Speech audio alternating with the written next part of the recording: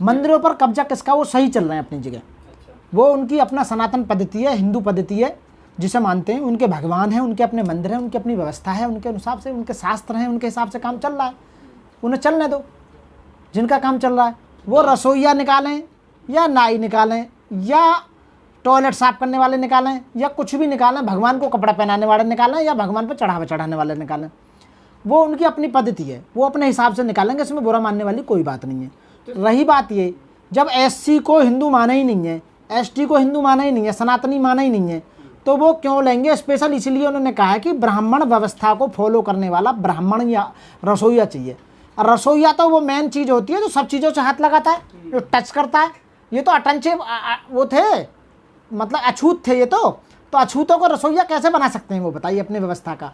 हाँ, यदि मंदिर में साफ सफाई का काम है, नाली साफ करने का काम है, गंदगी साफ करने का, टॉयलेट साफ करने का काम है, दड़ी उठाने का काम है ना, तो उसमें तो एक बार को इन्हें एससी एसटी ओबीसी को वो ला सकते हैं। सर, एक तरफ जनगणना की बात होती है तो कहा जा रहा है कि इससे जातिवाद बढ़ेगा, तो क्या ये जातिवाद नहीं है? जातिवाद नहीं बढ़ेगा, बंटवारा बढ़ेगा। सीधे सीधे क्लियर कट है, जिसकी जितनी जनसंख्या भारी उतनी उसकी हिस्सेदारी। तो उससे जातिवाद नहीं, ये डर रहे हैं, ये दूसरी तरफ मोड़ रहे हैं। अरे जातिवाद तो तुमने बढ़ाया है, जातिवाद नहीं बढ़ेगा। तुम्हारे हिस्से की जो तुमने औरों को हिस्से की जो संपदा ले रखी है उसमें से तुम्हें हिस्सा देना पड़ेगा, बंटवारा होगा, जातियों के अनुपात में बंटवारा होगा, जिसकी जितनी जनसंख्या है उसके हिसाब से मिलेगी सब चीज़ उन्हें। तो अब बताइए, मंदिरों पर 100% कब्जा किसका है? ब्राह्मणों का है। आय के जितने भी साधन है उन पर कब्जा किसना? बनियों का, जो वैश्य हैं, जो व्यापार करते हैं, जो बिजनेसमैन हैं, उनका है। और फोर्स जितनी भी हैं, लड़ाई के जितने भी मैदान हैं, हथियार बनाने की जितनी फैक्ट्रियां हैं, उन पर ठाकुरों का कब्जा है।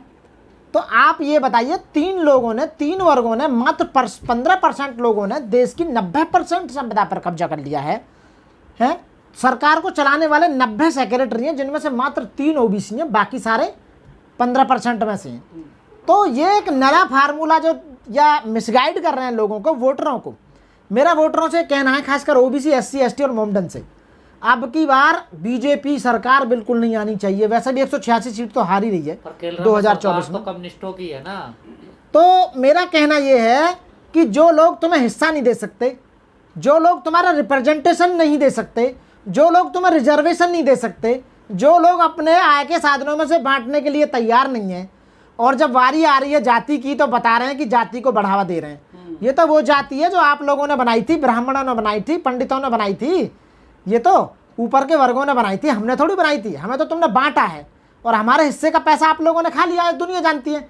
तो जब बंटवारे की बात आ रही है देश की, देश के जितने संसाधन हैं, जितने जो प्राकृतिक संसाधन हैं, उनको जब बंटवारा होगा तो आप दुख लगने लगा है। 90% छोड़ना पड़ेगा आपको, 15% ही मिलेगा। 85% उन लोगों में बटेगा जिनकी जनसंख्या है। सर, यही लोग जिन्हें सिर्फ ब्राह्मण रसोईया चाहिए, यही लोग कह रहे हैं कि जातिवाद खत्म हो गया, समाज में जातिवाद नहीं है। वो सब बनावटी बातें हैं, सब भ्रम में डालने वाली बातें हैं। कहीं कुछ खत्म नहीं हुआ, यही शुरू करते हैं, यही खत्म करते हैं, यही सब कुछ करते हैं, यही डिसाइड करते हैं किसको क्या खाना है, क्या नहाना है, क्या पीना है, क्या सोना है और क्या बेचना है, हमें कैसे पढ़ना है, इनका स्वास्थ्य कैसे होगा, इनका रोजगार कैसे होगा। क्योंकि सारे कब्जे में यही कर रखे हैं, सारे संवैधानिक पद इन्हीं के कब्जे में हैं। देश को सरकार चलाने वाले जितने मंत्री, एमएलए, एमपी, राज्यपाल, जितने सब इन्हीं के लोग हैं। देश को जो जितने भी अधिक से अधिक संसाधन है वो सब इन्हीं के कब्जे में है। तो यही तो डिसाइड करेंगे। तो बीजेपी में और कम्युनिस्टों में कोई अंतर नहीं? बिल्कुल भी अंतर नहीं। यदि वो कम्युनिस्ट वाले यदि जातिवाद को बढ़ावा दे रहे हैं, धर्म को बढ़ावा दे रहे हैं, तो इसका मतलब है कि इसमें कोई भी फर्क नहीं है। और हमारे लिए सुन लो, हमारे लिए तो कम्युनिस्ट हो, आम आदमी पार्टी हो, बीजेपी हो, कांग्रेस हो, सारे के सारे हमारे तो दुश्मन ही हैं। आज तक हमें दबाने का काम किया, हमसे छीनने का, लूटने का काम किया, हमारे स्वास्थ्य को बिगाड़ने का काम करा, हमारी मजदूरी खत्म करने का काम किया, हमारी शिक्षा खत्म करने का काम किया है, हमारे रिप्रेजेंटेशन को खत्म करने का काम किया है। हमें जज नहीं बनने दिया, हमें मंत्री नहीं बनने दिया, हमें राज्यपाल बनने नहीं दिया। मैं आपके सामने दिखाई दे रहा हूँ, प्रधानमंत्री बनने लायक चेहरा ना ये मूछें हैं, प्रधानमंत्री बनने लायक नहीं है क्या? मैं प्रधानमंत्री नहीं बन सकता, चीफ जस्टिस ऑफ इंडिया नहीं बन सकता, हाई कोर्ट का जज नहीं बन सकता, राज्यपाल नहीं बन सकता, मंत्री नहीं बन सकता, क्या नहीं बन सकता? मैं LLM PhD आदमी, मैं इतना पढ़ा लिखा आदमी, सन 2000 में मैंने LLM की, 2 बार LLM कर चुका हूँ मैं। मेरे चेहरे में कोई कमी दिखाई दे रही है? मेरी इंटेलिजेंस में कम दिखाई दे रही है? मैं बहादुर ना दिखाई दे रहा था? मैं मूछन सो बाहुबली ना दिखाई दे रहा, ताकतवर नहीं दिखाई दे, कानून का आदमी हो तो दलित ना। लेकिन दलित होने की वजह से मेरी कोई पूछ नहीं है, मेरी पूछ रही है। अब कांग्रेस राहुल गांधी खास तौर से ये मुद्दा उठा रहे हैं हाँ। और कह रहे हैं जाति जनगणना होगी अगर हमारी सरकार बनेगी तो, और वो ये मुद्दा भी उठा रहे हैं कि सचिव देखिए 3 50 साल से, पिछले 50 साल से कांग्रेस देश में राज करती चली आई। कांग्रेस ने क्यों भाई, उस समय का तुम्हारी आंखें फूट गई थी भाई, तुम्हारी बुद्धि चरने चली गई थी। कहाँ चली गई थी? जब तो तुम ताकत के मदहोश में इतने बावड़े हो रहे थे, पागल हो रहे थे, तुम्हें पता ही नहीं थी कि जातिगत जनगणना भी होनी है। तुम तो इस उसमें थे कि हम पे से राज ही नहीं जाएगा। अरे ये तो प्रकृति का नियम है, बदलाव आना जरूरी है। पहले कांग्रेस पर राज था, अब बीजेपी पे आया, बीजेपी पे, अब बीजेपी से अब बीएसपी पे आएगा। ये तो बदलता रहेगा ना। अब जो राज आएगा वो बीएसपी की है, जो आने वाला वर्चस्व है वो बीएसपी का है। तो इसलिए मैं कह रहा हूं, हमारे लिए कांग्रेस भी बेकार है, बीजेपी बेकार है, आम आदमी पार्टी, केवल हमारी एक राष्ट्र नेता बहन कुमारी मायावती जी, हमारी राष्ट्र party BSP Bahujan Samaj party, जिसका हाथी का निशान नीला झंडा, ठीक है ना, उस पर वोट दीजिए और किसी के बहकावे में ना आए। लोग इस समय पूरी अफवाह उड़ा रहे हैं कि बीएसपी सरकार खत्म हो गई है, बहन जी कुछ नहीं कर रही हैं, बहन जी रोड पर नहीं आ रही हैं, बहन जी वो नहीं। ये चंद चमचे हैं, कातिया के कुत्ते घूम रहे हैं इधर उधर, जो भौंकने का काम कर रहे हैं कि बहन जी ये नहीं कर रही, बीएसपी तो मिट गई, ये हो गई वो हो गई। कुछ चमचे पाल रखे हैं और कुछ जो हम में से टूट के जो चले गए टुकड़ा। चमचा होता है और गरम खीर में पड़ेगा, गरम सब्जी में साला जलेगा ही जलेगा।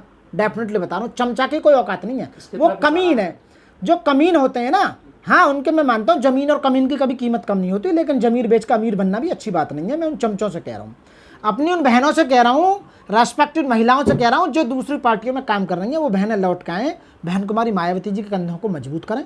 आने वाले 2024 में बहन जी का, हमारी जो पार्टी का भविष्य उज्जवल है, हम जरूर बने। देख लीजिए आप, एक बात बताइए, यदि हमें कोई दम नहीं होता तो इंडिया वाले हमें क्यों खींचते, हमें दम नहीं होता तो बीजेपी वाले हमें क्यों खींचते, एनडीए वाले, कि हमें आ जाओ।